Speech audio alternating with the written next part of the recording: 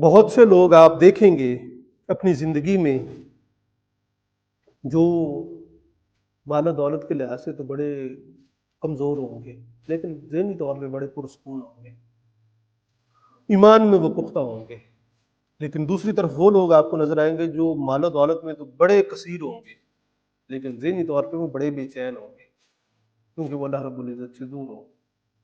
اور ان کو وہ سکون میسر نہیں ہوگا۔ سارا کچھ ہے، فارم ہاؤس پہ کدی جانا، کدی کوٹھی جانا، کدی لاہور والے گھر جانا، کدی اسلام آباد جانا، چین نہیں آتا، بس جتھے جانا جی کر لگے نکل جانا، میں بس یہ نہیں پڑیا۔ دوسری طرف وہ ہے جو کنج تنہائی میں ایک جھونپڑی میں بیٹھا ہے، بڑا پرسکون ہے، کوئی فکر نہیں ہے اس کو۔